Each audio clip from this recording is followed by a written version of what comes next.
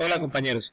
Bueno, les voy a mostrar en un rápido video la forma de realizar la planeación de aula con base en resultados. Vamos a tener en cuenta pues nuestro formato de plan de aula institucional. Le he colocado a cada uno sus numeritos para poder ir ubicando fácilmente en qué casilla vamos a ir llenando con la información del informe de resultados y con los referentes de calidad que el ministerio nos recomienda. Esta es la ruta como tal para realizar la planeación, ¿cierto?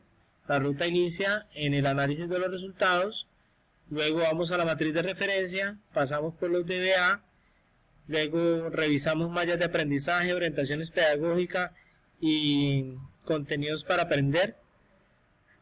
Y por último el docente complementa desde su autonomía, ¿cierto? La parte de la evaluación, de las temáticas, de las estrategias, ¿cierto? Y lo que tiene que ver con ritmos de aprendizaje y necesidades de los estudiantes. No perdemos de vista entonces nuestro formato de planeación. Inicialmente, en el análisis de resultados, tomamos, ¿cierto? Y priorizamos del informe por colegio de tercero, quinto, noveno o del informe de los resultados saber de 11, aquellos aprendizajes donde más han fallado. Recordemos el semáforo rojo, donde han fallado el 70% más, luego naranja, donde han fallado entre el 40 y el 69, luego el amarillo y por último el verde, donde han fallado menos del 20. Entonces, teniendo en cuenta eso, nos vamos a centrar en los rojos primero, ¿cierto? Y el que tenga el mayor porcentaje arrancaremos con ese aprendizaje, ¿cierto? De ahí de ese documento de los resultados podemos tomar para la columna 3 copiamos y pegamos el aprendizaje, ¿cierto? Entonces eso va a ir acá en la columna 3 donde lo que antes llamábamos logros, ¿cierto? Que ahora es el enunciado de DBA o el aprendizaje, entonces va en esa columna.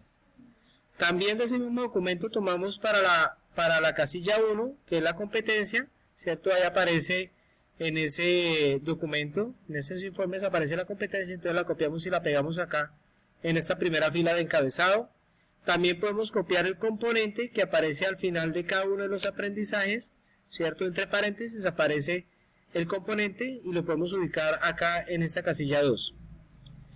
Luego ya yéndonos a la matriz de referencia, ¿cierto? Nos llevamos el aprendizaje que vamos a revisar y en la matriz de referencia ubicamos ese aprendizaje tal cual ahí debe aparecer y al lado hay una columna que se llama evidencias de aprendizaje. Esas evidencias de aprendizaje que están relacionadas y que conducen a ese aprendizaje las vamos a copiar y las vamos a pegar en la columna 4, ¿cierto?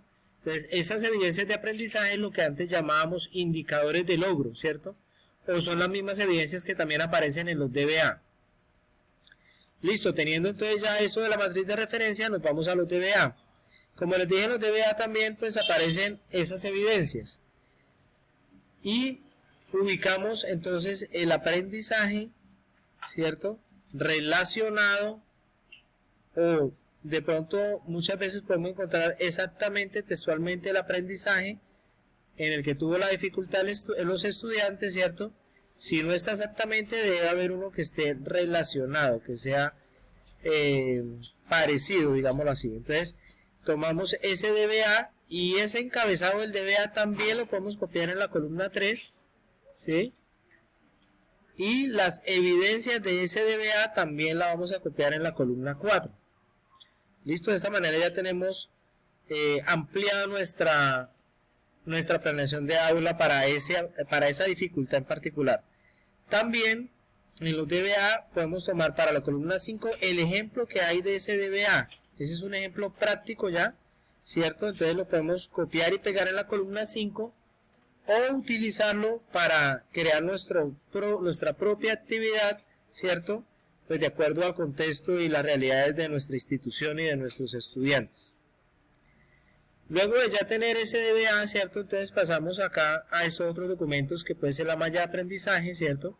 Que nos permite ver la progresión de los aprendizajes. O sea, acá podemos ver el logro que se tenía que haber visto el año pasado y el logro que se verá el año entrante. Esto nos permite que devolvernos a reforzar para que los estudiantes con mejores bases puedan ver el aprendizaje que les corresponde en este año, ¿cierto?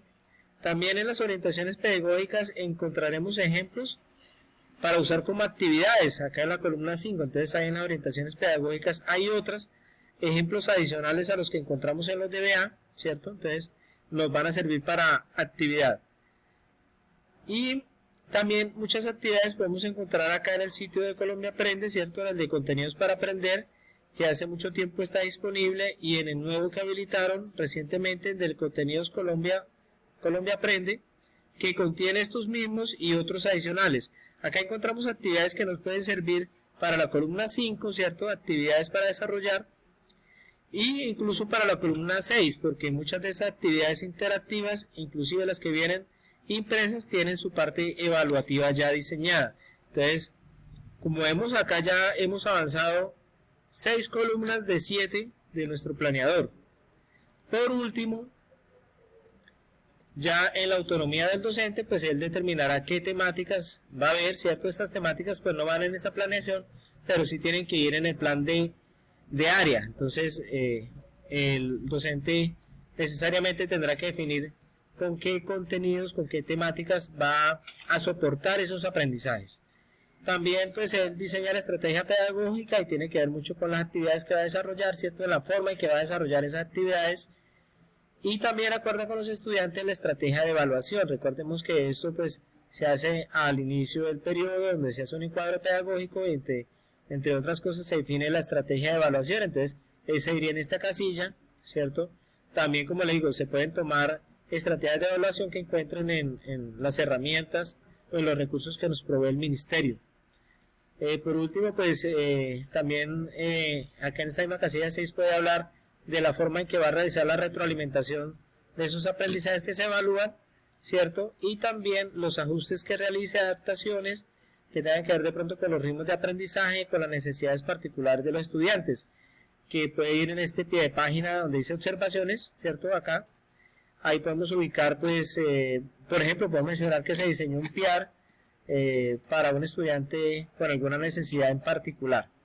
Listo, compañeros, esto sería todo. Ahorita vamos a ver un ejemplo práctico llenando el formatico de plan de aula.